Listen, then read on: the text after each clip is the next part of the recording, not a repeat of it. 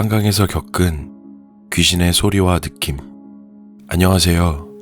이번 이야기는 귀신을 본 이야기가 아닙니다. 귀신의 소리와 느낌을 겪은 이야기입니다. 여러분들은 귀신의 소리를 들어보신 적 있으신가요? 모태 기독교인인 저는 태어나 단 한 번도 가위에 눌린 적이 없는 사람입니다. 제가 겪은 정말 공포스러운 이야기, 처음이자 마지막일 바라는 이야기 한번 해보겠습니다. 그때는 제가 20살쯤이었던 이야기입니다. 친구들과 다 같이 모여 놀기 좋아했던 저는 친구들과 함께 늦은 시간까지 서울 어딘가에서 술 한잔하고 있었습니다. 1차, 2차, 3차. 그렇게 새벽 1시쯤까지 술을 마셨습니다. 저 포함 모두 3명이 남아있었고 모두 만취 상태였습니다. 저희는 술집에서 나와 집으로 걸어가고 있었습니다. 걸을 수 있는 거리는 아니었지만 택시를 타기 전에 술도 깰 겸 바람을 쐬며 걷기 시작했습니다. 걷는 중 한 친구가 우리 한강 가서 막걸리 한 잔 더 할까?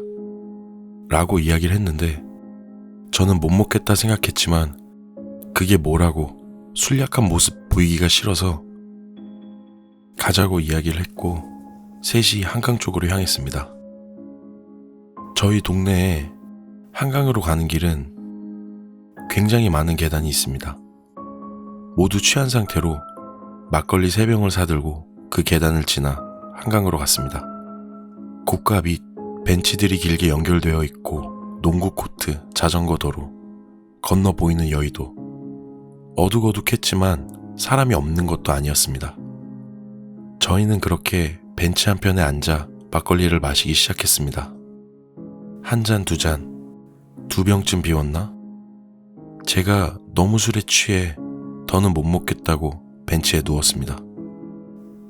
나도 더는 못 마신다고 친구들도 만취해 함께 누웠죠. 거기서 자고 갈 생각을 한 건 아니었지만 계단도 올라가기 싫었고 좀 쉬다가 갈 생각이었습니다. 그렇게 잠이 들락말락한 상태에 빠져들었습니다. 그런 상태로 누워있는데 누가 옆에서 오는 듯한 인기척을 느꼈습니다. 눈을 뜨고 싶지 않았고 친구라고만 생각을 했습니다.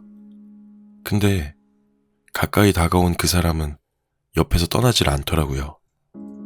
친구가 술에 취해 서 있나? 그냥 넘어가려고 했지만 뭔가 불안한 느낌에 일어나야겠다 생각을 했습니다. 근데 눈이 안 떠지더라고요. 몸도 안 움직이고. 그러더니 옆에 서 있던 사람이 제 허벅지 위에 앉는 것 같더니 그 상태에서 손으로 제 턱을 잡아당기기 시작했습니다. 미친 듯이 잡아당겼습니다. 정말 그래서 저는 있는 힘을 줘서 몸을 왼쪽으로 틀었고 벤치에서 떨어지며 몸이 움직였습니다. 넘어지고 나서 벌떡 일어났더니 친구 둘은 자고 있고 그 근방엔 아무도 없었습니다. 더 충격적이었던 건 제 턱이 찢어질 것처럼 아팠다는 겁니다. 그 통증은 너무 강하게 느껴졌고 정말 무서웠지만 그냥 기분 탓 정도로만 생각을 했습니다.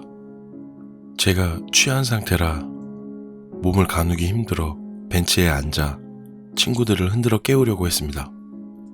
제가 벤치에 앉자마자 귓속에서 정말 굵고 여운이 많이 남는 목소리로 왜? 집에 가게? 라고 이야기를 했습니다. 저는 그 자리에서 소리를 질렀고 그 상황에도 친구들은 자고 있었습니다. 정말 죽도록 무서웠던 저는 그 상태로 뛰기 시작했습니다. 한강을 벗어나야겠다고 생각을 했거든요. 친구들을 두고 그냥 도망쳤습니다. 정말 미친 듯이. 숨은 차고 토할 것 같은 상황에 뛰어서 큰 길가까지 나왔습니다. 그렇다고 그 시간에 차가 많지도 않았습니다.